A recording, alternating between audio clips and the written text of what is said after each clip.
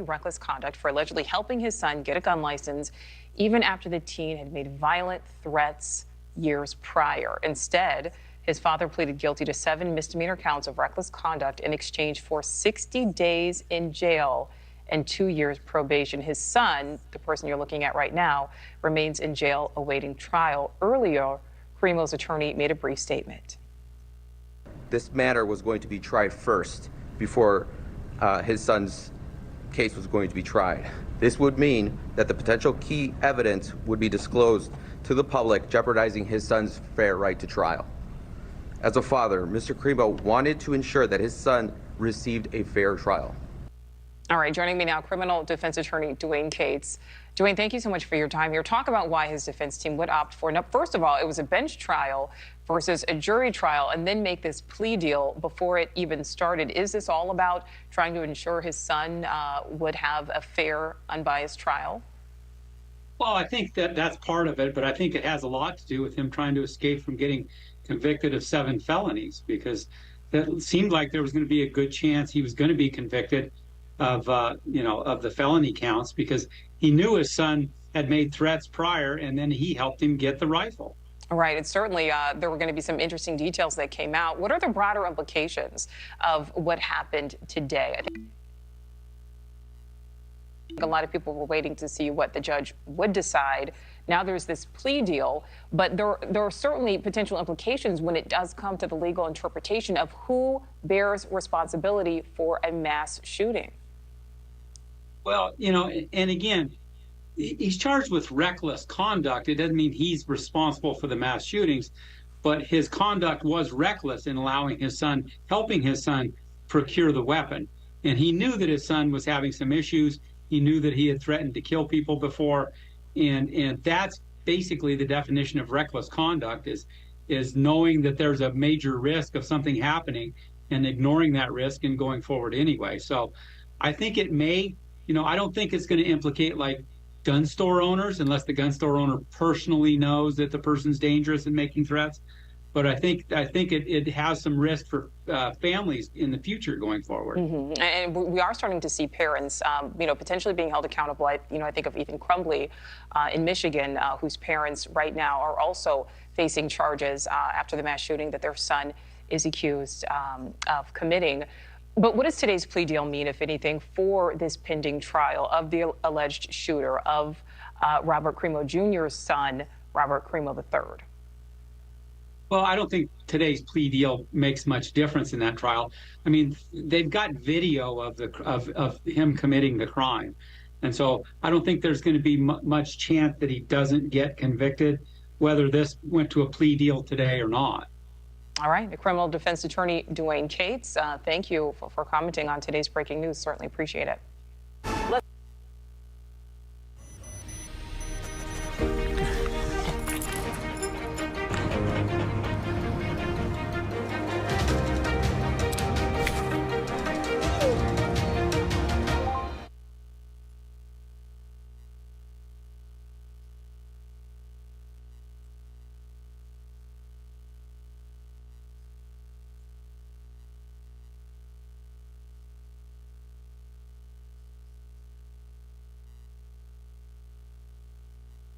Talk about the weather now on this Monday. Turned out to be a fantastic day today. So beautiful out there. Awesome. We're capitalizing what was a really nice weekend. Yeah, it sure was. You can see here that we're just going to really up the ante. I can't believe the temperatures brightness. are going up. I know. That's really nice. After last week, I think we deserve a little bit of payback. And typically that comes in March. Yeah. But we're going to start getting that payback now. At least for the next couple of days, we're going to have near record-breaking temperatures. The records are coming close. I don't see anything that's going to shatter any records, but we're going to definitely kiss the record. Right now, the current temperature is 74 degrees. Winds are coming in out of the west-southwest at 8 miles per hour, and that's really made the difference today. We are winding the winds in out of the south, and over the next couple of days, that southwesterly flow of wind is going to change the temperature game across the area. After we touch the 70s today, we're going to push temperatures back down into the 60s. Remember, the sun sets these days days are around 5:45. So when the sun sets, the temperatures, they don't last too long. You can see here we drop down into the 60s and the 50s fairly quickly as we get into the 6 o'clock period. That cold air that was so pervasive across the area last week has now been shoved back up into the Canadian Maritime and the Arctic, and now 80-degree temperatures are our lot. Not necessarily today, but as we get deeper into the week, you will definitely see 80s on the board. So let's bring you through your Tuesday. You can see the clouds. They really stay up to the north. There are a couple clipper systems that are rolling across the Midwest and the Great Lakes. We're not impacted by those. So no matter what you see elsewhere, we're not going to get in on that activity. By noon tomorrow, you can see temperatures have lifted out of the 50s, 60s, and we're already in the mid-70s in the metro Atlanta area. Go out to Covington along 20. There you can see 77 degrees is the number. Athens, 77 degrees. Already at 70 in the mountains, and we'll just keep on climbing from there. A couple communities tap 80 degrees, and then we start to pull the temperature down as we get into the latter part of the afternoon. But still a very comfortable and bright day, even if you don't make the 80-degree temperatures. Who's complaining with highs in the mid to upper 70s?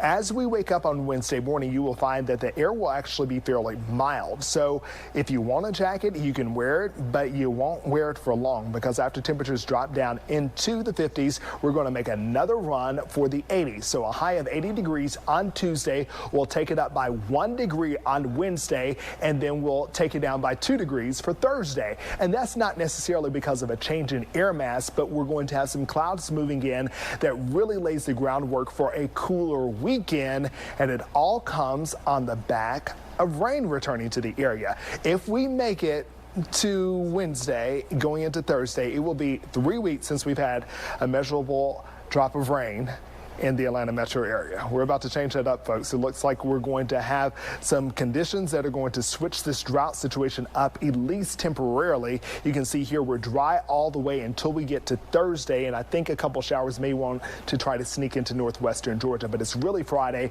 that I'm placing my bets on us having some rain. We're not talking about a big rainmaker. It's not going to be a healthy dose of rain by any stretch, but it will be something to help with the drought conditions that are so pervasive across the state. A high of 80 tomorrow, 81 on Wednesday, 79 on Thursday. Plenty of sunshine each day. The sunshine's cut back Thursday evening, laying the way for a rain to make its way through the area on Friday. Here's the deal, folks. The weekend looks a little bit unsettled. It looks like we could still have some rain for the Veterans Day holiday period as temperatures do step back into the 60s. We'll take a closer look at that part of the forecast and how much rain you could get in your neighborhood in just a few. Christine. All right, Jonathan, thanks so much.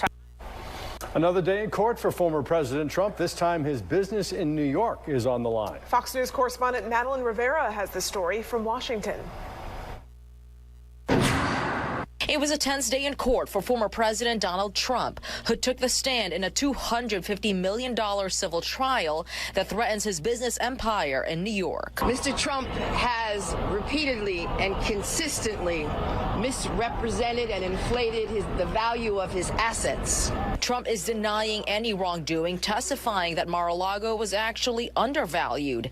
And he claimed any overstated estimates of his properties would be, quote, non-material because he says he's worth billions. Trump often clashed with a judge who ruled in September that he and the Trump Organization committed fraud while building his real estate empire. I think at this point, his view of it is this is politics. It's not law anymore because I've already lost the legal case. During Trump's testimony, the judge asked one of the former president's attorneys if he could, quote, control his client, adding the courtroom was not a political rally. At one point, tensions boiled over. I was told to sit down today. I was yelled at, and I've had a judge who is unhinged slamming a table. Trump's defense is also taking aim at the New York Attorney General's star witness, former Trump fixer Michael Cohen.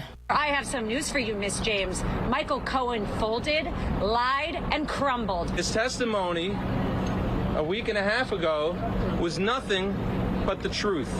The trial is expected to unfold until late December and is just one of Trump's ongoing legal battles as he pushes for a return to the White House. In Washington, Madeline Rivera, Fox News. There are too many options.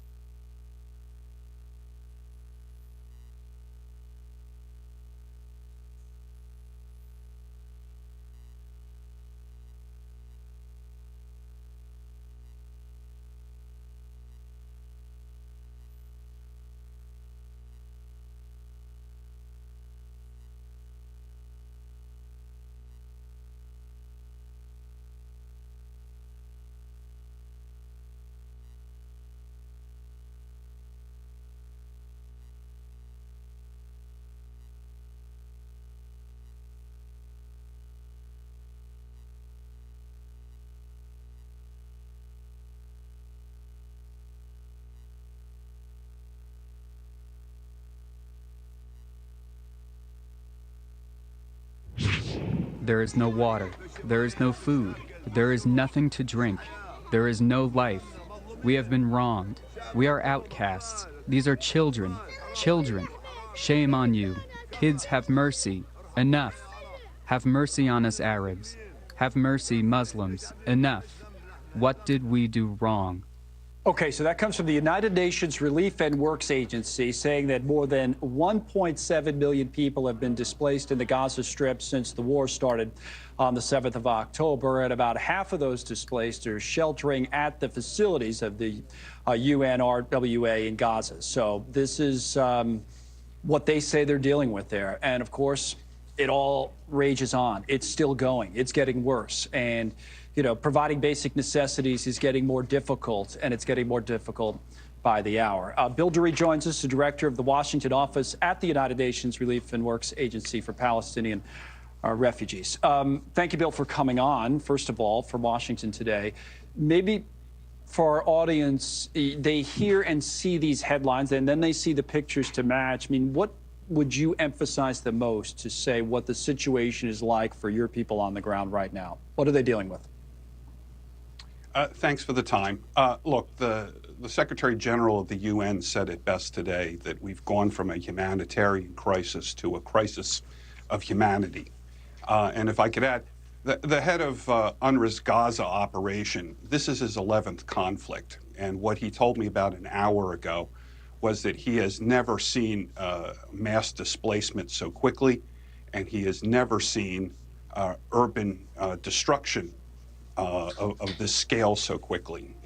Our agency has already lost 88 of its colleagues to this since October 7th.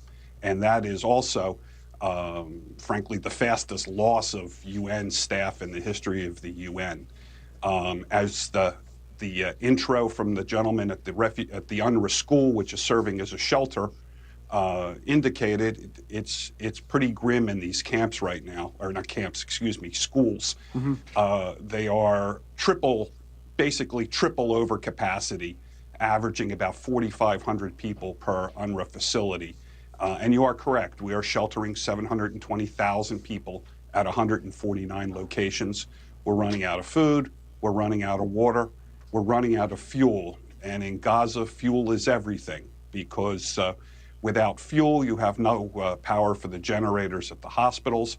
You have no power for the power plants that run the desalinization plants, because the Gaza aquifer is salt water. And we won't have fuel to run our humanitarian operation. Do you know how much longer you can run your operations? How much longer do you have left? Well, we're coming down to a question of days. Aid is starting to arrive in trucks, but as our boss has said, honestly, it is a drop in the ocean of the need. What is needed is a couple things, not just that the aid arrive, but that there be a humanitarian pause so we can deploy the aid to people in need. If there's not, can you make it through this week at the rate the aid's coming in? Are you going to be able to make it and operate through I mean, it's Monday. Can you operate through this week unless something changes? It is unclear. And for example, the fuel situation. The fuel situation, UNRWA is essentially providing fuel right now for hospitals, for desalinization plants, for our own operation, for bakeries. We supply about 90 bakeries with a little bit of fuel and flour so they can bake bread, because folks are pretty much down to bread and we're desperately short of water. But to do that, we have to ration what fuel we have left. And frankly, the rationing gets a little bit more radical every day. Okay. What about the locations that people can operate on from your agency, but also civilians or exist in? We've been told, and the conversation we're going to have right as soon as you're through here is with the IDF. We're going to speak to get an update from them on their operations. But we've been doing that throughout the war. And one of the more recent times that the IDF was on, they said there were kind of safer zones in the southern part of Gaza. We've reported today that the Gaza city is pretty much surrounded, Bill. Are there any safe zones for your people to operate in that you know of? Our head of UNRWA operations for Gaza reported to the UN on Friday, and he just said, honestly, there's no safe place in Gaza right now. So it's holiday shopping time. It sure is. And tonight, Channel 2 Action News investigates all those receipts we like to and in some cases need to collect. I should have my purse right here. Channel 2 investigative reporter Sophia Choi found those receipts could be toxic. Right, we lab tested receipts like these from all kinds of local businesses, both big and small, including PetSmart, Kroger, and Chipotle. And we found toxins so harmful they could lead to cancer and reproductive issues in most of these things. Every time you buy something at the grocery store, at a restaurant, or a gas station, you're asked, do you want a receipt? In fact, stores recommend hanging onto our receipts in case of returns, but most of them contain BPA or BPS, chemicals used in thermal paper that activate with heat. The reason why we worry about a chemical like BPA and BPS is that when they get into our bodies, they act like estrogen and disrupt other hormones in our bodies. Laura Vandenberg, a professor of environmental health at UMass Amherst, studied people with receipts inside the university's cafeteria in 2017. That they weren't just holding it between their fingers, but it was on their palm, it was on all of their fingers. The average handling time, 10 minutes, enough to cause her alarm, despite the FDA deeming certain amounts of BPA and BPS safe. When we look at people who have higher levels of exposure, they're more likely to have metabolic disease, they're more likely to have neurological conditions, they're more likely to develop certain cancers, infertility problems. The concern led the FDA to ban BPA use in bottles and sippy cups, and most manufacturers switched to BPS. But scientists say BPS could be even more toxic. Bill Brown is the owner of this DeKalb County gastropub called There, still struggling after the pandemic. Taxes, and now all of a sudden, contaminated receipt paper. The list is never ending. His receipts tested positive for BPA. I'm not happy. And he's now concerned for his employees. And they're always like this. So in addition to subcutaneously getting it through their fingers, there's an opportunity for them to introduce it to their system, licking their fingers to pull the papers apart. This is one of more than 30 Metro Atlanta restaurants, stores, and gas stations we tested for BPA and BPS in receipts. Channel 2 Action News worked with our sister stations across 8 states and collected 245 receipts in all. We then carefully packaged them up and sent them off to the Ecology Center lab in Michigan. The testing showed 80% of the receipts contained BPS. If you touch this coated surface, it's on your fingers, guaranteed. It's not bound to anything. It's actually in quite high concentration and comes off onto everything. The chemicals get into your system through your skin. Scientists say hand sanitizers make it worse, increasing the absorption by more than 100 times. And babies are especially vulnerable. You can change their development in ways that you can't unchange later on. To minimize your exposure, scientists say you should fold your receipt and avoid touching the ink. Or better yet, just take a picture of it before tossing it or get it emailed or texted to you. Say no thanks when it comes to a paper receipt. Now that he knows his receipts contain BPA. There's no warnings on these products that say it has these chemicals. Brown says he's putting in a new order. And I will make certain that when I order this paper that it is free of these contaminants. Like Mr. Brown, some of the bigger companies say they're now switching to non-toxic options, including Trader Joe's, Costco, Walgreens, and Target. You can learn more about the receipts we tested at WSBTV.com. Under the story, we linked a list of all of the receipts we tested, along with the responses we got back from the businesses. Okay, so we need receipts, right, for proof, but there is something we can do. It seems pretty simple. You're right. Just ask the business to either email you or text you the receipt. And if they can't do that, because some businesses say it's too costly to do that, then take a picture with your cell phone and toss that receipt. Just get rid of the chemicals.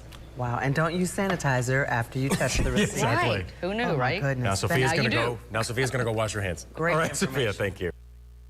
Of auto workers stop a car thief in his tracks. A runner got spotted doing something unusual during the New York City Marathon. And a former Falcons quarterback, Matt Ryan, gets reintroduced to an old friend. Fox 5 anchor Courtney Bryant joining us now with what's making headlines across America today, Courtney. Yeah, Matty Ice, remember him? Yeah, that's right. All right, we'll start in Akron, Ohio, though, today, Christine, where a serial car burglar ran into a bit of bad luck, and it's all thanks to the quick thinking of some employees at an auto repair shop. Authorities say the employees spotted the man entering their customer's black SUV, so in order to stop him, they used a forklift to raise the car 20 feet off the ground until police arrived. I love it. The workers say this was the third time this man broke into their yard to steal one of their cars. The responding officers said they were impressed with their, quote, unorthodox technique and took the man into custody. A new video shows a dangerous police chase involving an 18-wheeler in Houston. Police responded to calls of a big rig that looked unstable on the freeway. Officers quickly saw the truck. The driver kept going after officers tried to pull him over. Officers from multiple agencies got involved before the driver crashed into a retirement community. Police arrested 51-year-old Christopher Lebowski from Florida and charged him with drug possession and evading police charges. Thankfully, no one was hurt. Somebody pull him out.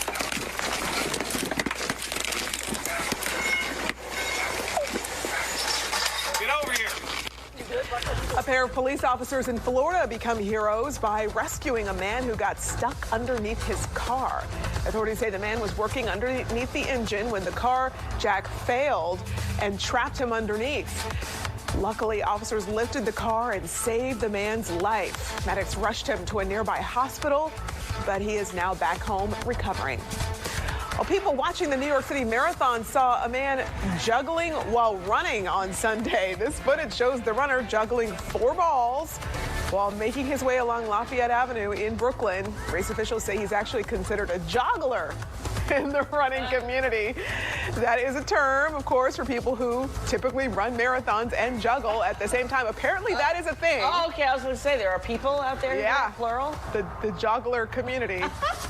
In 2020, a 75-year-old man became the oldest joggler to run the race. Underneath, here he is before the game, sacking Matt Ryan. Well, he did it 23 times in his career, which is the most of any defender against any quarterback. And Matt's saying, man, bro, that still hurts. What are you doing? I thought I was done with that. I thought that was over, that part of my life. For former Falcons quarterback Matt Ryan got an unexpected visit from an old friend Sunday. Saints defensive star Cam Jordan playfully sacked Ryan before yesterday's game against the Bears. Ryan was there to broadcast the game. Now, Jordan sacked Ryan 23 times throughout his career and said he was emotionally upset when Ryan left the NFC South, but it's safe to say that feeling isn't exactly mutual. No, there's probably some trauma there for poor Matt Ryan. But what a good sport he is, and he looked great, by the way. You know, doing that in a suit. I know. That's a really bold move. He took it like a man, Matt Ryan. He did. Yeah. All right, thanks so much, Courtney. Yeah. Talking. You need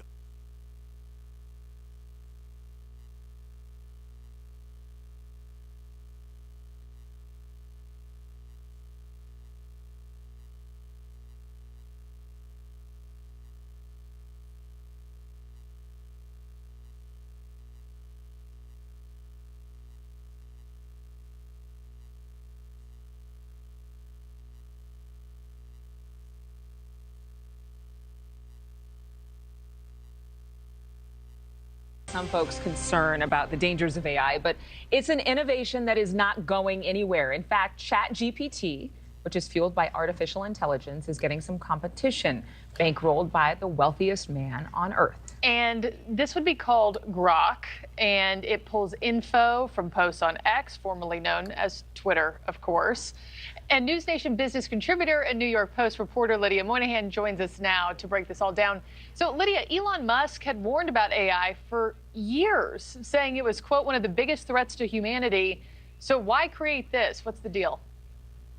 Well, I think everyone's kind of wondering about this disconnect. He'd warned that generative AI could be as dangerous potentially as nuclear war or global warming, and now he seems to be jumping on that same bandwagon. Now, he was actually involved with OpenAI, which created ChatGPT, so It's unclear if maybe he has a sort of secret sauce that he's using for Grok that maybe is a better, safer kind of AI. He hasn't said anything to that extent. So at the same time, though, that he's been warning about the bias of AI, the potential dangers, he's introducing this. And I'll also note as well that Twitter has not necessarily done the best job of monitoring disinformation since he's taken over. That's been one major criticism of him over the last year, something that even has scared advertisers away. He just recently disbanded an election safety team. So it doesn't necessarily seem like he has his ducks in a row in that regard. So to be introducing this new technology that basically is going to be added into the X app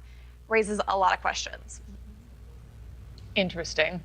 Well, for somebody who wants X to have it all, like our banking information, to be the one place that you turn to for everything, I guess the recognition that AI isn't going anywhere, I guess maybe that's how he makes sense of it. But how soon before people are actually going to be able to use Grok and it comes to fruition? That's a great point, Mark, because it is what he's called the everything app, and he's going to be charging more if you want to use this technology as somebody on X. It's going to be basically double, about $16.99, the price that people are paying now for the premium Twitter subscription. So certainly an opportunity to make a lot more revenue. He said he's already made this available to certain users. I have not gotten to test it out yet. He obviously, as you've seen from the screenshots, I've seen you guys featuring.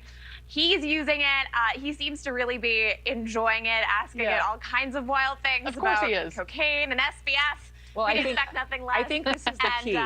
You can't hate the man because he's brilliant, and you can't hate him because he has so much money. You can question him, but the fact is he knows that this is the new future for us. This is the innovation everybody's using in schools and within marketing companies. Thank you, Lydia, so much. Iga Świątek is back on top of the world. The 22-year-old from Poland was made to give up her #1 ranking when she crashed out of the U.S. Open earlier this year. But after steamrolling through the WTA finals in Cancun without dropping a set, the four-time major champ has returned to the top of the world rankings, having handedly beaten the woman who took the #1 ranking from her, Aryna Sabalenka, in the semifinals. Świątek was facing an opponent in the final who's already beaten her twice this year, American Jessica Pegula. But this time, Świątek wasn't holding back, racing through the match 6-1, 6-love in just shy of an hour's time, barely losing a point on serve the entire match. This is the first time that the Polish superstar has won the season-ending WTA finals and will finish the season as the top-ranked woman in the world for a second straight season. Congrats to you, Iga. U.S. stocks closed slightly higher on Monday as investors awaited guidance from a host of Federal Reserve policymakers later in the week on the central bank's policy path, with a large amount of bond supply also due to hit the market. Last week, equities posted their biggest weekly percentage gain in about a year. On Monday, the Dow added 0.1%, the S&P 500 climbed nearly 0.2%, and the Nasdaq 0.3%. The Fed is expected to hold interest rates steady for the next 6 months, according to the CME FedWatch tool. FM Acceleration Senior Portfolio Manager Francisco Bidot doesn't see them changing anytime soon either.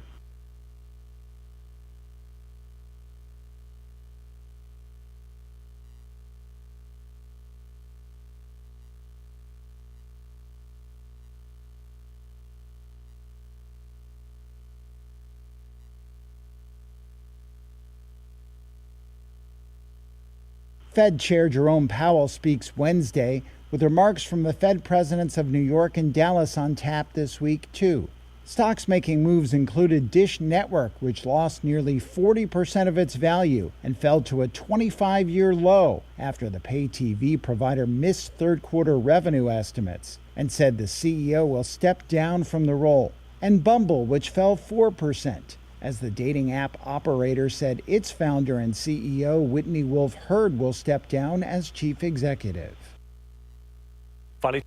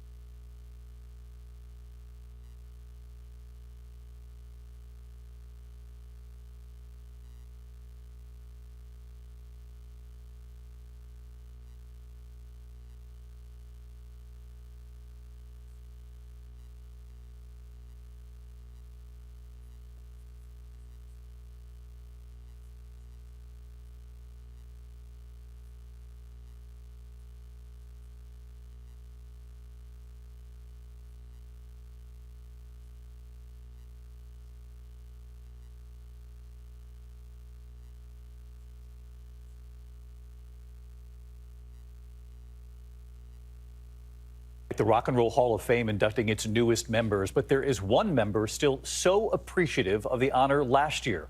Dolly Parton with Robin Roberts tonight. Rock and Roll Hall of Fame. They reach out to you and you're like, oh no, thank you, but no thank you. And you even said that you're not worthy. Dolly Parton not worthy? You know me and controversy. I don't want no pardon, no nothing. I'm not a rebel without a cause, you know. I know a lot of the rock artists that have never been put in the Hall of Fame that really should be. And like, I'd spent my life in country music, and I'm happy to accept anything because I work hard in that world. I did not want to take any votes away from any of the rock people that spend their life doing that. And then they kept saying, no, we want you. Jolene, Jolene, Jolene. Dolly accepting that honor. If I'm going to be in the Rock and Roll Hall of Fame, I'm going to have to earn it. Telling Robin it inspired her to write her first ever rock and roll album. Was there any trepidation about taking on this genre, something different? You know, I would have if I'd have been younger. But at my age, I ain't afraid much anymore. Robin special, Dolly Parton, From Rhinestones to Rock and Roll, tomorrow night, 10 p.m. Eastern on ABC. We love Dolly. Multicolored lights or white lights? Both. Real or fake tree? Both. Wait, how many trees do you have? Several. I have several. Star or angel on the top of the tree? Angel and star. Ooh. Because there's two different trees, if I may clarify. Okay. There's one that's kind of like a Charlie Brown tree that we just make, you know, with the, it's there and you give it love, but it's not like the big glamorous other tree with the angel and all the things.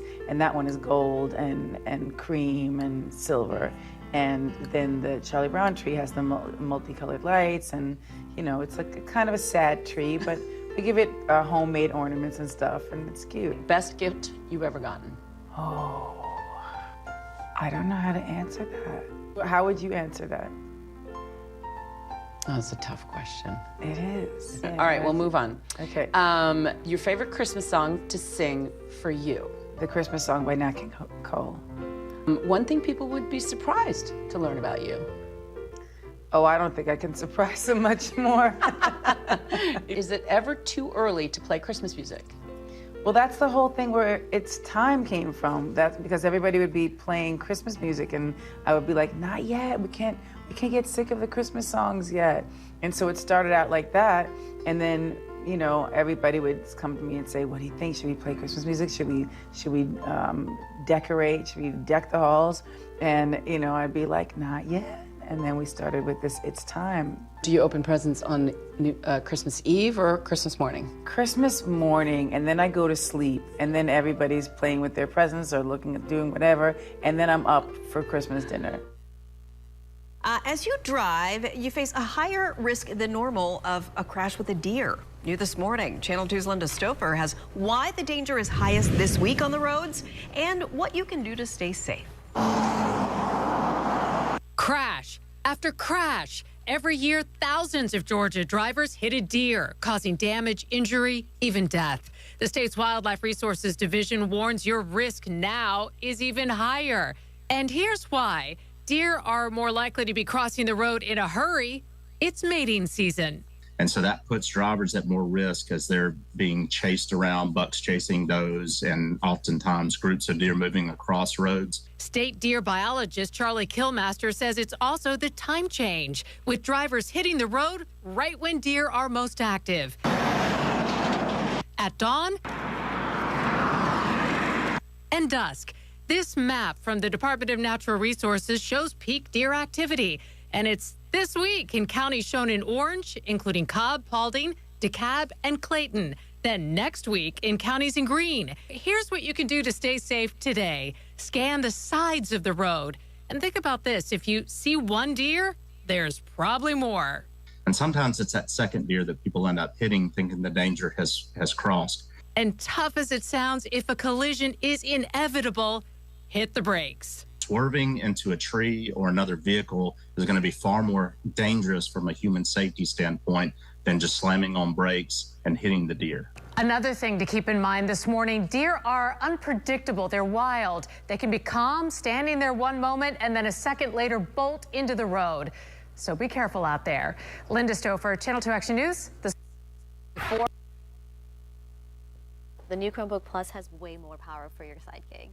Okay, Rocco, time for your adoption interview. No drooling.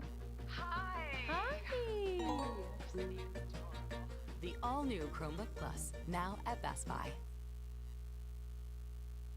The harder you push, the better we get. Introducing Copper Fit Ice, the world's first compression sleeve with a cooling sensation of menthol. The more you move, the more you'll feel the support. Our most advanced compression sleeve yet. A more durable heavyweight weave with seamless four-way stretch for continuous compression and faster recovery of sore muscles and joints. Copper Fit Ice. Get the full line of Copper Fit Ice compression at these fine stores. The new Chromebook Plus has way more power for your side gig. Let's get you adopted. Wait a sec. Photo bomber. There. Adios, kitty. The all-new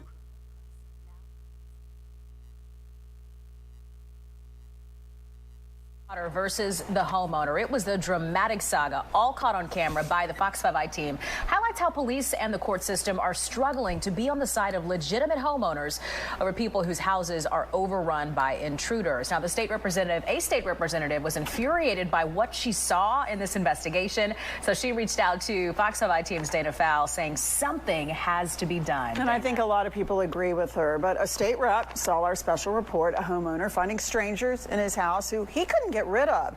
And she said it was a real visual representation of the phone calls and the emails she gets regularly about the same problem, the problem of squatters' rights trumping legitimate homeowners' rights. She told me the laws are protecting the wrong people. When I saw this story immediately, I said, I have to do something now.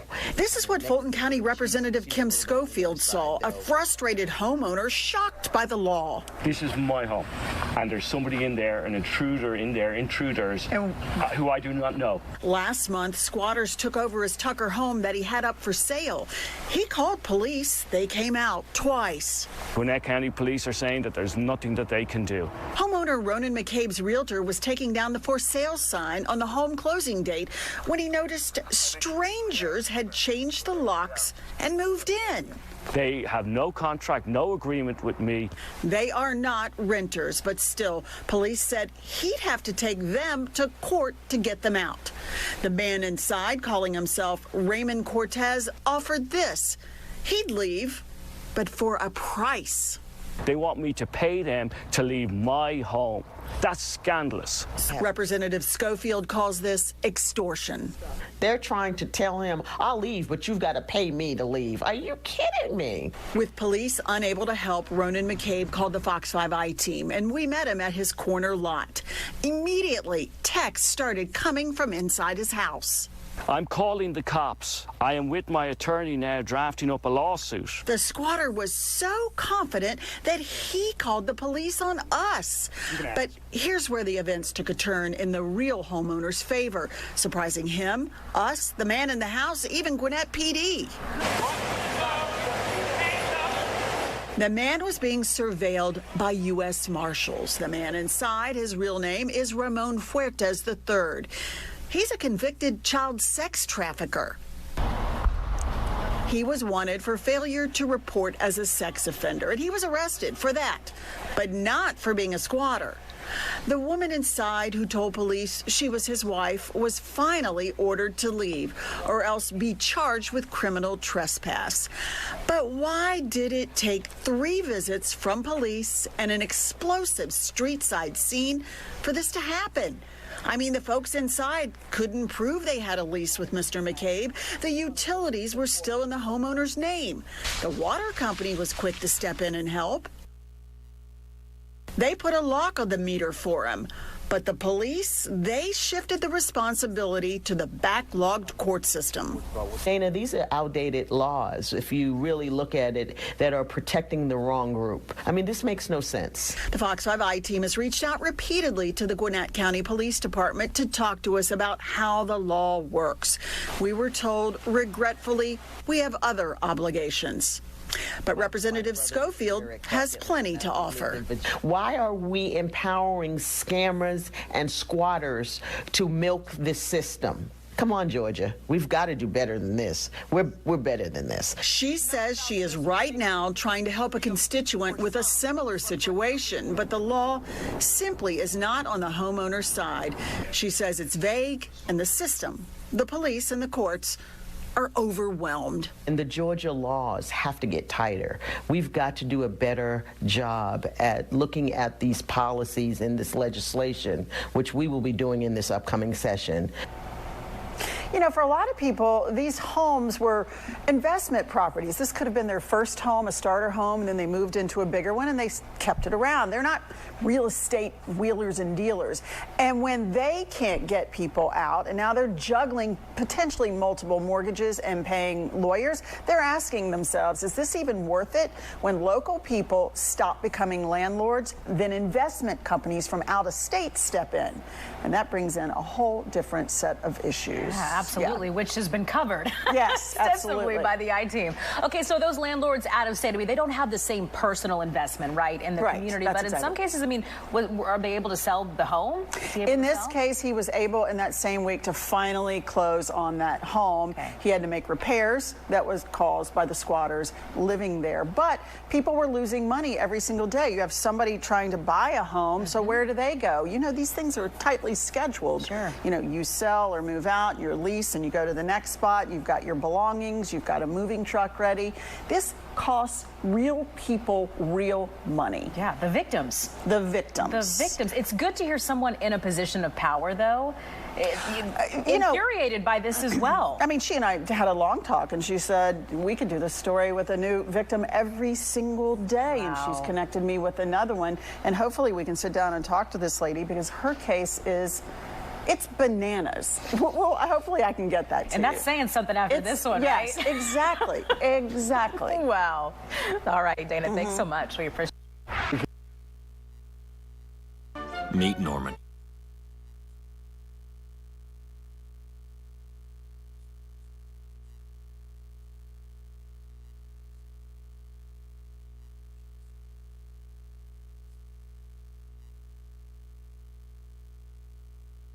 Breaking news, Atlanta public school officials say a bus with students on board was hit by a suspect fleeing from Georgia state troopers. Let's show you this live look from Sky Fox 5 over the scene on Mount Gilead Road in southwest Atlanta. This is just inside the perimeter north of Langford Park.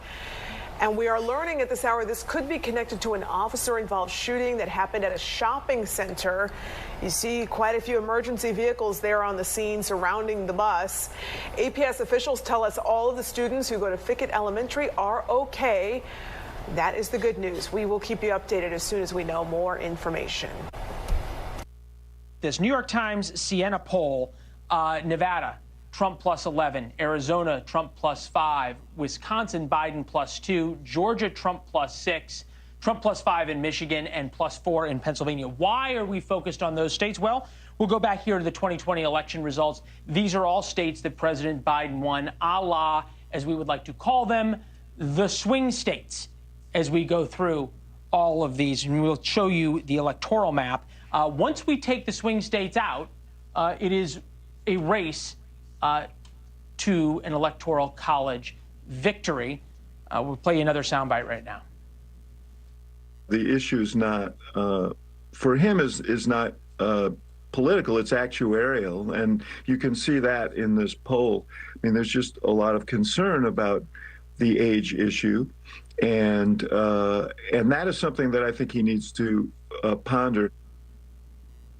All right, you might say perhaps that we predicted President Biden being in a lot of trouble, and also some real questions among Democrats about whether he should run again all the way back in September.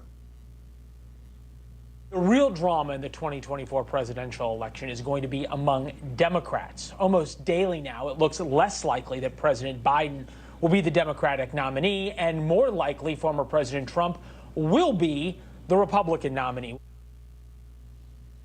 All right, so as we sit here and look now at the Electoral College map that we will bring back up for you, these are the states that it comes down to. We bring in Chris Steyerwalt, News Nation political editor. Chris, Sunday morning, President Biden was having his cup of coffee. Somebody brought him the New York Times, and he thought what? Probably nothing he doesn't already know, because his campaign is certainly doing a lot more polling even than the New York Times and Siena College. The campaign memo that the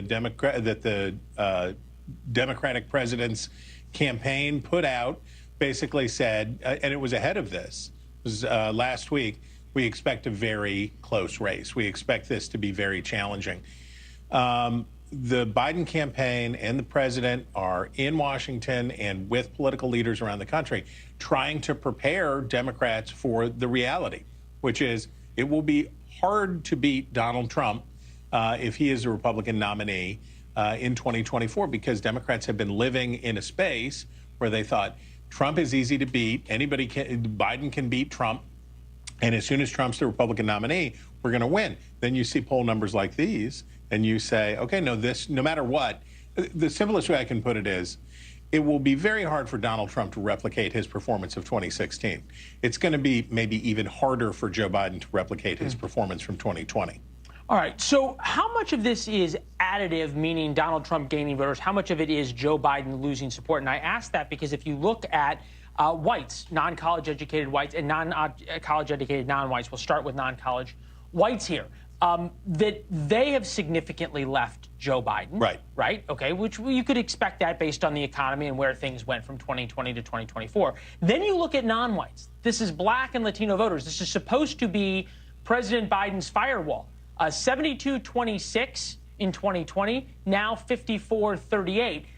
We go back to our Electoral College map and we come back out here. Georgia makes a huge difference. Pennsylvania with African Americans, Michigan with African Americans, Wisconsin, Nevada with Hispanics, Arizona with Hispanics. What's going on here? So we're going to have an election in Pennsylvania tomorrow for their state Supreme Court, and they have a partisan election system for their courts in Pennsylvania. And what's on the ballot in Pennsylvania?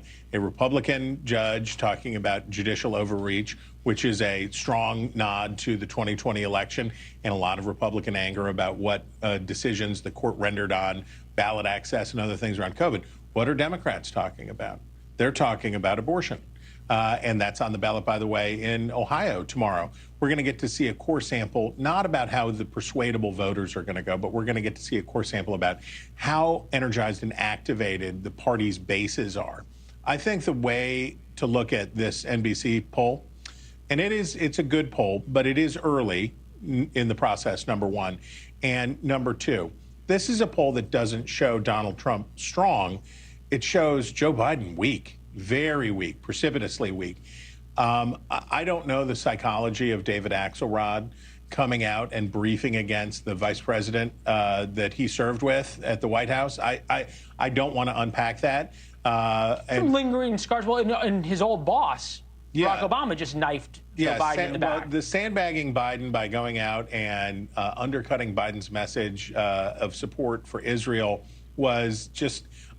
I'm not going to say that it was a part of a plan, but you can see the resentment there. You can see the discontent there. The reality for Democrats is there's no indication that Joe Biden is going to go away. I don't know what David Axelrod thinks that he's going to get. I don't know what he thinks he's going to get by bringing this fissure out into the public, but it seems very petty to me and very small.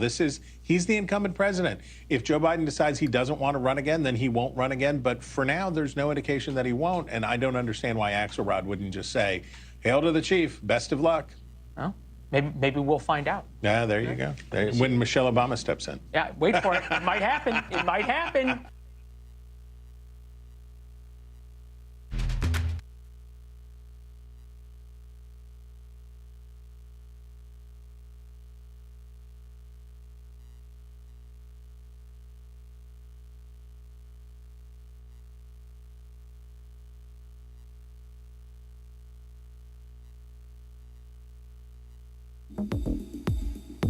When it comes to humanitarian pauses, we're engaged with the Israelis on the particular practicalities of that.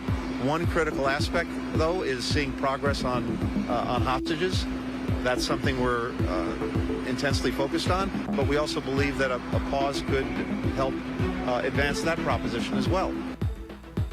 All right, so in our spotlight, America's top diplomat, as you saw there, Secretary of State Antony Blinken in Turkey, wrapping up talks in that region in an attempt to keep the Israel-Hamas war from escalating. This as the White House says that President Biden spoke again with Prime Minister Benjamin Netanyahu today about the possibility of what they call now a tactical pause in strikes in Gaza to help civilians reach some safer locations and allow for more humanitarian aid. Also, it's a push for the release of more hostages. In the meantime, Israeli forces pushing further into Gaza. An IDF spokesperson telling ABC News their troops are destroying the tunnels used by Hamas. So I want to bring back our panel here. ABC News contributor and Sirius XM radio host Mike Muse, ABC News contributor and national security and defense analyst Mick Mulroy, former Republican congressman and ABC News contributor John Katko, and president of Next Gen America Christina Sinsoon Ramirez. And Mick, I want to start with you here and share with you as well that our World News Tonight anchor David Muir also spoke with Benjamin Netanyahu today, and the full interview will be airing later, but part of what he said, Netanyahu did, is that there will be no ceasefire, no general ceasefire in Gaza without the release of our hostages. Mick, we've heard him say similar things to that effect over these past few days. And the question, Mick, is that now that the IDF is really so far into Gaza, are they more vulnerable if, say, a humanitarian pause or a ceasefire were to happen? So, Kenna, yes, they are. From a military perspective, a ceasefire, especially one that would require them to withdraw, would put a lot of danger to those troops, especially if it didn't hold and they have to go back in. However, the pause, if it was a pause from airstrikes, that could definitely happen, and it needs to happen so that we can get civilians out of the combat area, especially in Gaza City, to the south. And I think that's very plausible, and it certainly is logical that they would also take that time to get hostages out, third country nationals out, and get humanitarian assistance in. But that is plausible. Okay, and Christina, to you, today, Iranian president and the Iraqi prime minister also called for a ceasefire in Gaza. Here at home, there are growing calls as well for a ceasefire. Also, Illinois Democratic Senator Dick Durbin being the first senator to call for a pause there. And what was the response to that? Well, you know, we've seen the largest protests in U.S. history take place this past week. What I first want to honor is the massive humanitarian crisis we are seeing. We are having hospitals reporting of conducting brain surgery, amputations on children, all without anesthesia. You're talking about close to 2 million people not having clean drinking water, basic supplies for food. It is a deplorable situation for the people of Palestine, civilians, and 4,000 children that have been killed. So you are seeing a growing call for a ceasefire from progressive congressional representatives and now Dick Durbin, who has shifted a little bit in his position. But we are seeing some of the largest protests we've seen, not just here in the United States, but around the world around this cause, calling for a ceasefire now. And John, to you, Blinken also recently, he went to Iraq and Jordan and Turkey, and he's having these face-to-face meetings trying to contain this war. How far does that go, those face-to-face meetings? I don't think there's any substitute for face-to-face meetings. What he's done is he's kept the genie in a bottle with respect to another front opening up in this war with Hezbollah, and that in and of itself is a very big win for him. But there's no substitute for talking to the individuals and all the different players. And there's a lot of different players. And sometimes they just need to vent. Sometimes they need to tell you what they're thinking. And it's a multifaceted game. And he is doing a pretty good job of trying to keep the lid on things. And Mike, I want to share a little bit more of what Netanyahu told David Muir. He says, as far as tactical little pauses, an hour here or an hour there, we've had them before. I suppose I'll check the circumstances in order to enable goods, humanitarian goods, or our hostages, individual hostages, to leave. But again, so he's talking about these little pauses there, Mike, but he says no to a general ceasefire. Yeah, Benjamin Netanyahu is showing no willingness to compromise when it comes to a ceasefire. The challenge is if you do a little bit at a time, that is still a logistical challenge, even to get humanitarian aid workers into these hostile conflict areas. The challenge with Secretary Blinken that I don't think they're really talking about enough is typically the public gets a chance to respond to the efforts of diplomats. But I think what we're seeing in a very unusual way is that we're seeing social media actually getting ahead of diplomacy by the images that we're seeing of all the individuals, the Palestinian people being impacted by Israel's onslaught of attacks. As Secretary Blinken, asked them to engage in restraint when it comes to how they are pursuing this ground offensive. And so it's putting Blinken in a very challenging position. And he's certainly out there doing it. Mike, Mick, John, and Christina, thank you very much. And please stick around. Thousands of miles away, meantime, in Moscow, no one is watching Israel's war against Hamas more closely than the Russian President Vladimir Putin, who is now trying to seize on the war to say that it is a battle between the United States and Israel versus the rest of the world. Fred Pleitgen is out front. As Israel's military continues its war against Hamas, Russian leader Vladimir Putin is framing the conflict as part of a global struggle of America and the West against the rest of the world. It's the current ruling elites of the United States and their satellites that are the main beneficiaries of global instability. They extract their blood toll from it. While many nations around the world condemned Hamas after the October 7th raid on southern Israel, killing more than 1,400 and taking hundreds of hostages, including Russians, Russia invited a high-level Hamas delegation to Moscow for meetings. A top Hamas leader saying the group would give preference to captives from what they call their, quote, Russian friends. This request from Russia we treat more positively and attentively than others due to the nature of our relations with Russia. So far, no Russian hostages appear to have been released. Still, Moscow not criticizing Hamas, instead ripping only into Israel for the many Palestinians killed by the IDF's ongoing aerial campaign in Gaza.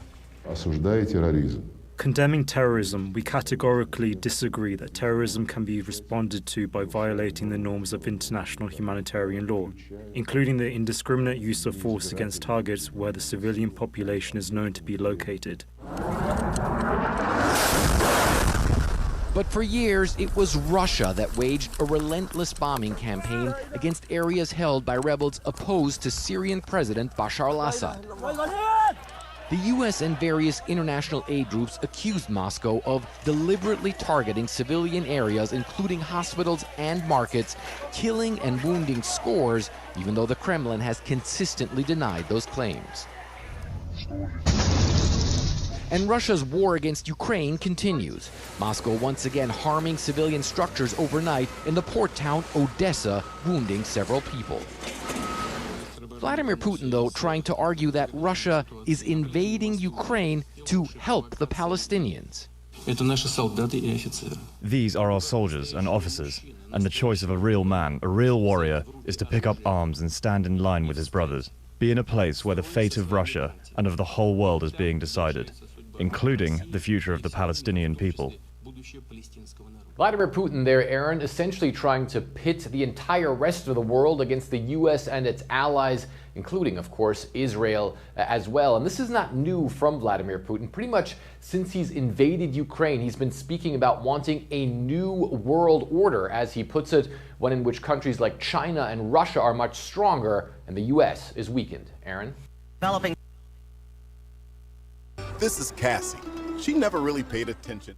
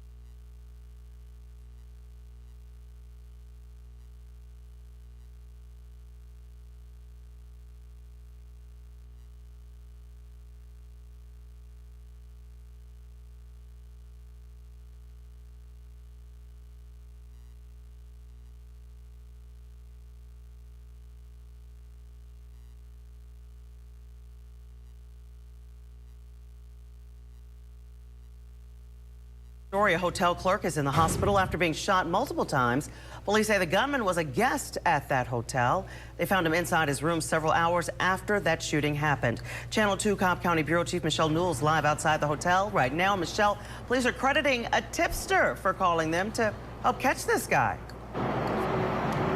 Yeah, Karen, a chaotic scene to say the very least. Someone actually saw the man walking to a hotel room, thought he looked suspicious, called police. Well, now he's at Cobb PD headquarters being questioned. Take a look at what's happening right behind me. You can see a crew here. They arrived within the past hour. They're boarding up the hotel lobby window because that's the area the shooting happened. It was 2 a.m. when police received a desperate call for help from a hotel clerk. I heard all the police cars coming. I heard them. Police say the clerk called them after he was shot multiple times inside the hotel lobby of the Quality Inn in Kennesaw. This is crazy to know that something like this could happen to an employee. It was something that happened really bad for somebody to shoot through the window. Hotel guests were in a state of panic as police used drones and canines to find the gunman, who was closer than anyone expected. Officers contacted him at his hotel room. All thanks to someone who called police after they saw the gunman walk to a hotel room not long after the shooting happened. Police blocked off the second floor to zero in on the gunman's room. A man who was staying in the room just below had no idea what was going on. I'm glad they got him. As police try to figure out what happened before the shooting, a mother is questioning the safety of her family. Lacey Duhan has been living at this hotel with her children for nearly 2 years because she fell on hard times. Do you feel safe? No, never did. Not one time since I've been here. Never did feel safe. That's why we keep the doors locked. And that victim at Kennesaw Hospital right now will recover. Reporting live from Cobb County, Kennesaw, Michelle Newell, Channel 2 Action News.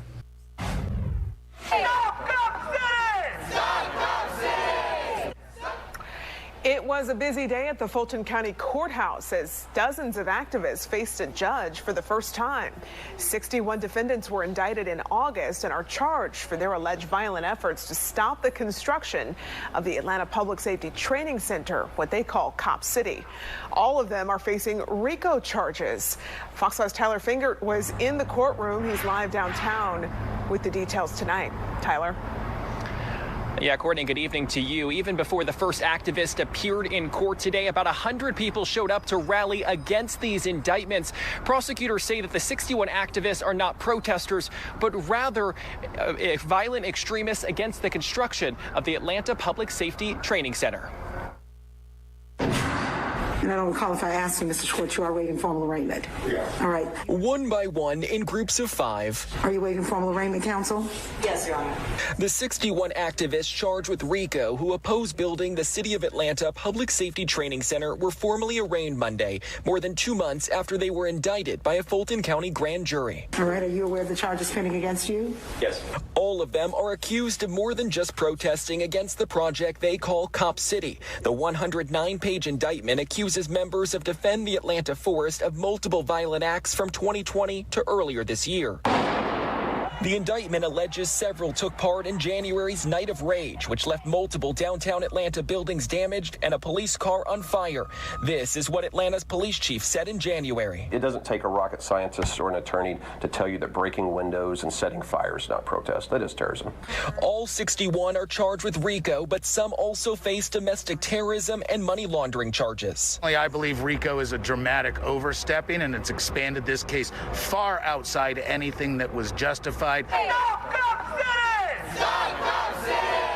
Outside, about 100 demonstrators showed up at the Fulton County Courthouse to show support. So we are here today to make sure that our comrades and friends are supported, because we know that these charges are fake charges.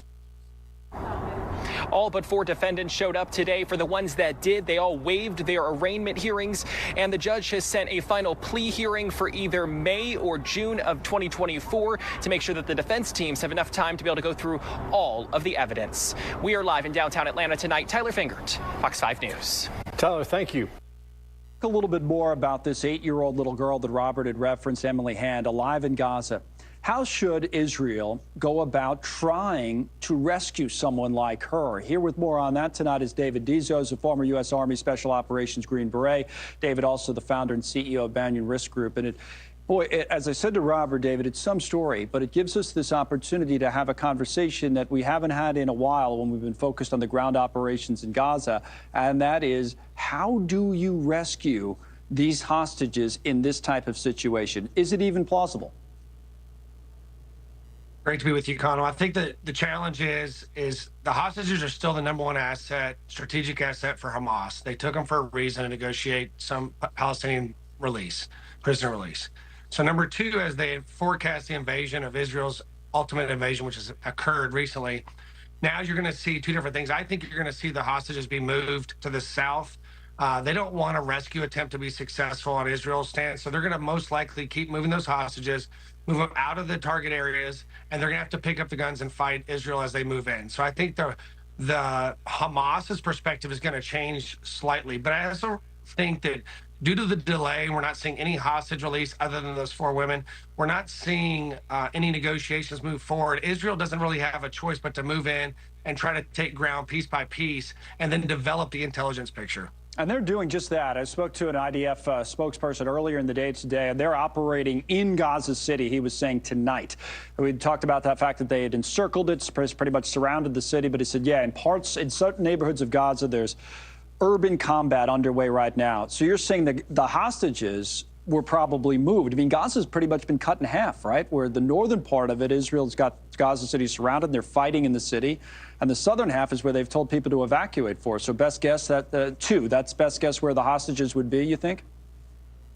I think what you also have to keep in perspective, I mean, they're estimating over 1,300 tunnels and over 300 miles. So to put that in perspective, that's from Washington, D.C. to New York is 225 miles. So we're talking about a massive landscape of tunnels and underground bunkers.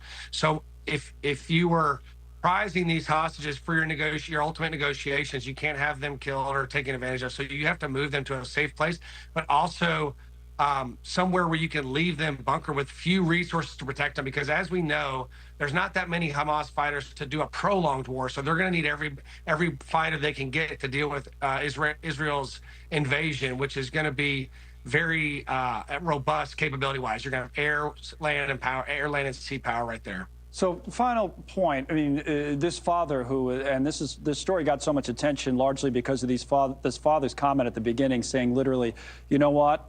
Given everything that my family was up against, I would be happy if my daughter died as opposed to being taken hostage by Hamas. If she is still alive, it sounds like what you're saying is the hope of a rescue for her or anybody else is pretty dim. Is that what you're saying?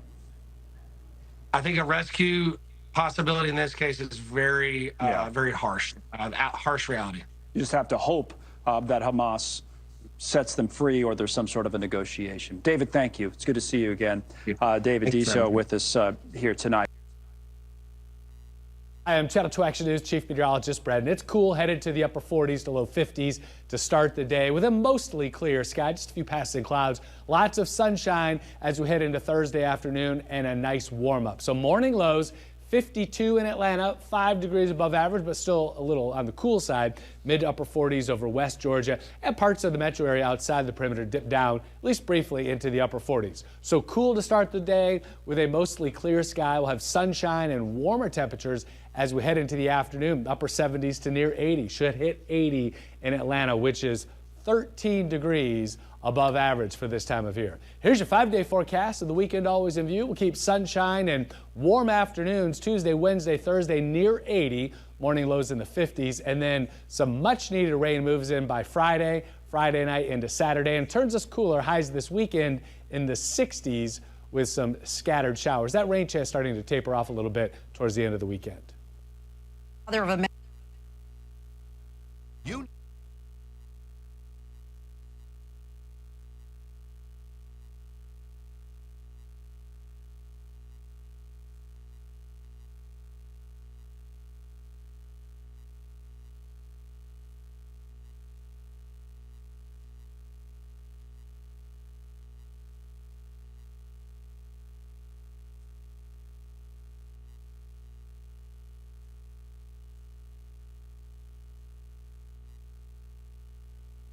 The father of a mass shooting suspect appears in court on charges in connection with the crime. Police say a woman tried to target a Jewish school but identified the wrong building. And see the race to rescue a man who fell onto the subway tracks. These stories and much more in tonight's rundown.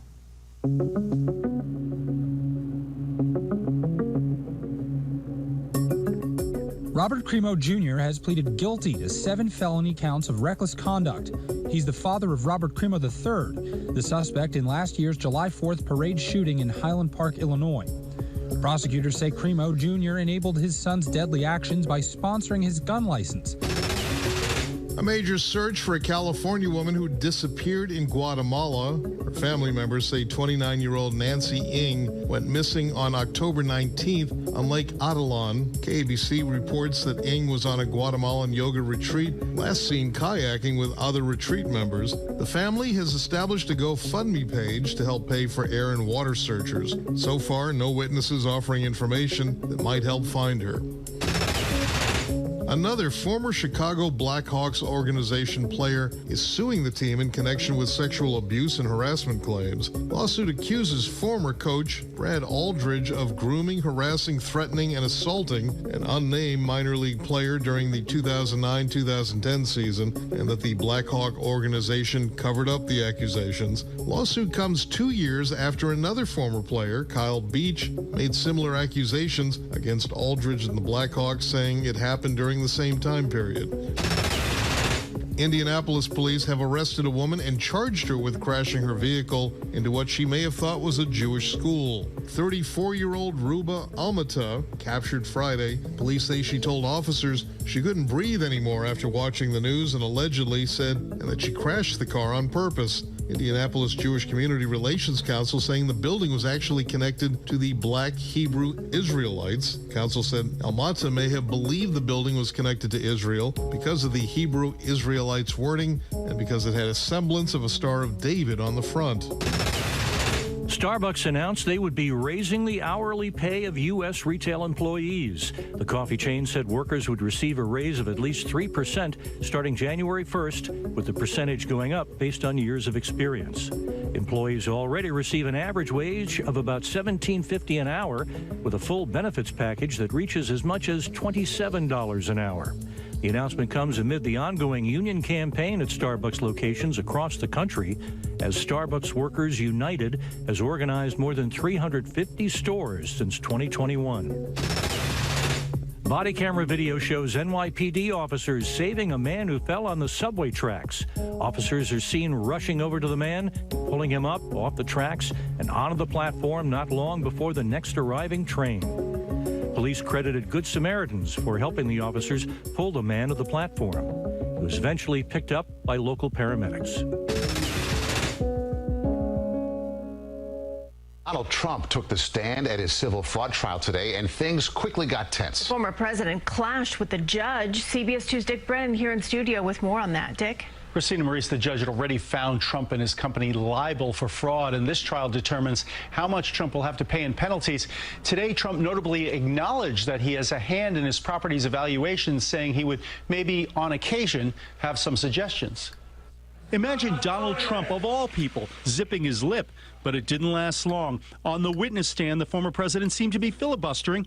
Asked to give yes or no answers, he gave rambling monologues. Trump lashed out at the judge who's deciding the case, Arthur Engoron, who was having none of it, telling Trump's lawyers, "Can you control your client? This is not a political rally." Mr. Trump obviously can engage in all of these distractions, and that is exactly what he did. New York Attorney General Tish James has filed a $250 million lawsuit to bar Trump and his children from doing business in New York. The normal person cannot inflate value of properties in order to get a benefit. James accused Trump and other members of the Trump Organization of overvaluing assets, including Mar-a-Lago, Trump Tower, and his Seven Springs family estate by over $2 billion for financial gain. By overvaluing his properties, that he was going to get a better deal from the banks or a better deal from the insurance companies.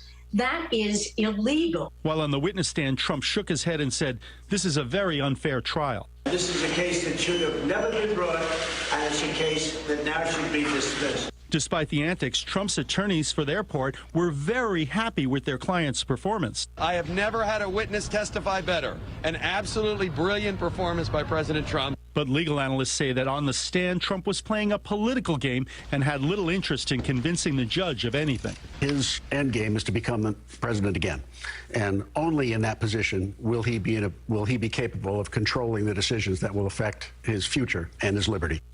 As Trump departed from the courthouse today, his lawyers signaled they would soon file a motion for a mistrial, and that comes ahead of Wednesday's testimony of Ivanka Trump. Christine. Okay, Dick, thank you. In a month, 2 grim tallies, reportedly the heaviest strikes yet overnight in northern Gaza. Continuing by day. The other record, more than 10,000 killed, says the Hamas-run Ministry of Health. That makes this the deadliest war by far in decades of Israeli-Palestinian conflicts. The Israeli military is claiming it has split Gaza in 2, north versus south, and predicted that ground troops will be in the center of Gaza City, the heart of Hamas's military wing, within 2 days. Preparing for fierce street battles with already thousands wounded, many of them children. Gaza is becoming a graveyard for children. UN aid agencies, all of them, are making an urgent collective appeal. How many more people need to be killed, and how much more suffering and how much more loss and grief until we get to a humanitarian ceasefire. In Jerusalem, another appeal, a message for the government, the Knesset: get the hostages out before the military lays waste to more of Gaza. Support is fraying for Israel's prime minister. A poll this weekend says 3/4 of Israelis want him to resign. And while the U.S. and others push for a pause in this war, Netanyahu has refused, saying no ceasefire unless the hostages are released. When they say no ceasefire without the hostages, what I understand is we're not going to get the hostages until the end of the war. Jonathan Zeigen hasn't heard from his mother in a month. Vivian Silver, a Canadian Israeli, is believed to be held by Hamas in Gaza. I'm very sad and fearful for their well-being. That's the problem we're in now, because the Israeli government decided to go in to try and solve it by force.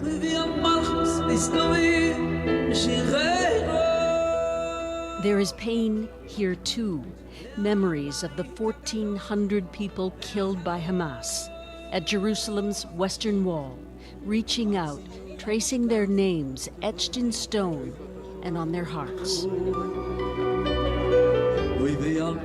A shared longing for what was just a month ago. Susan, the toll in Israel and in Gaza is already so high. So many lives are still at stake. And as you suggested, the coming days might be even more bleak.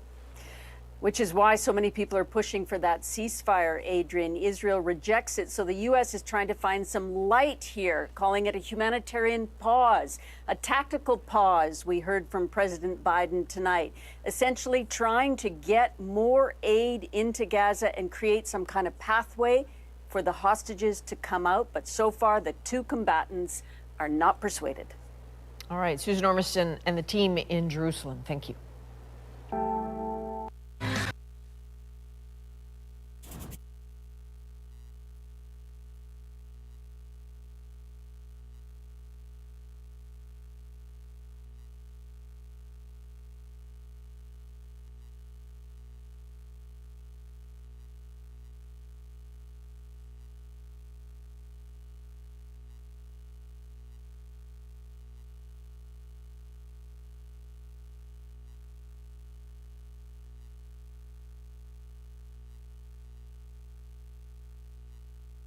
Community mourns the death of a McDonough teen who was fatally wounded in a shooting Sunday. Good afternoon, and thanks for watching Fox 5 News at 4.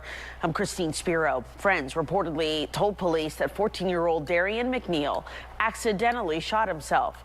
The shooting happened along the 300 block of Fall View Drive in McDonough.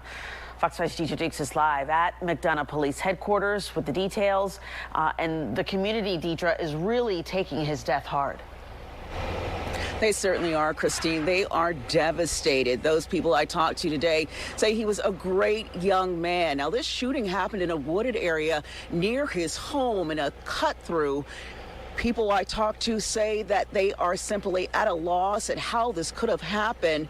But his friends reportedly told police that it was a terrible accident. I come up to the fence, and looked. And he was just laying there like he was asleep. Buddy Eccles returned to the wooded area behind his McDonough home, where he discovered the 14-year-old boy suffering from a gunshot wound Sunday afternoon. And one boy, was hollering, "He's bleeding out, he's bleeding out." Neighbors we talked to who have been in contact with the family since the tragedy happened identify the victim as 14-year-old Darian McNeil. The 9th grader attended McDonough High School. Students and staff learned of his death Monday. The school district issued a written statement saying, in part, "Our heartfelt sympathy is with his family and loved ones. We are working closely with our students and staff to provide support as they go through the grieving process." Residents in this close-knit community are devastated. Neighborhood children held a candlelight vigil in the cul-de-sac near his home Sunday night. He was really a good boy. And it's not the same around here without him. Eccles lives across the street from McNeil and said he and the teen were close. And he was actually a good friend of mine. I taught him how to change bicycle tires. I taught him I'll give him my lawnmower, let him use it to cut grass and make money. Police are releasing few details about the investigation, but Eccles says 2 teens who were with the victim reportedly told officers McNeil accidentally shot himself. Well, if he shot himself, they had to be playing with a gun or whatever. And I understood from talk they had the magazine out, but it was, of course, it was one in the chamber. Several unanswered questions this afternoon. No word what the teens were doing with that gun or who it belonged to. Right now, this family just trying to come to grips with this senseless tragedy. Police aren't saying if anyone will face charges in the case. In McDonough, Deidre Dukes, Fox 5 News. Deidre, thanks so much. A Cherokee County man is accused of shooting fireworks at a helicopter. Police say this man, David Rance Jeter, was at a wedding venue in Woodstock, and after the ceremony, fired off the firework. Channel 2's Barrett Peterson is there along Cox Road, and Barrett, investigators say the bride and groom were on board when it happened. Yeah, and investigators say the fireworks missed the chopper. Nobody was hurt, and they say the man who fired the pyro had a history of harassing staff and guests at this venue. Rocky's Lake Estate is an events venue in Cherokee County that hosts lots of weddings. The sheriff's office says a recent exchange of vows apparently set off one of the neighbors. They're very familiar with him. They've had several instances where he's caused trouble at previous weddings. 66-year-old David Rance Jeter. Investigators say after a wedding back on October 20th, Jeter shot fireworks at a helicopter. Deputies say the chopper had left the pad at the venue with the bride and groom aboard. As the helicopter was leaving, one of the residents in that neighborhood shot a mortar into the air that almost struck the helicopter. Jeter lives in a neighborhood behind Rocky's Lake Estate. His house sits just under 500 feet from the venue. He was arrested a couple of days after the incident. The sheriff's office says one of their own deputies was working security during the wedding and saw and heard the fireworks shortly after the helicopter took off. The deputy is an eyewitness to it going off. And actually the deputy was familiar with Mr. Jeter, the suspect, from previous instances where he was working out there. So Jeter is charged with terroristic acts and threats of felony. He's in the Cherokee County Jail. Live in Woodstock, Barrett Peterson, Channel 2 Action News. Definitely not what the bride and groom and their families wanted to see on the wedding day, but I'm glad they're okay, and maybe that's a sign that they have good luck. Barrett, thank you.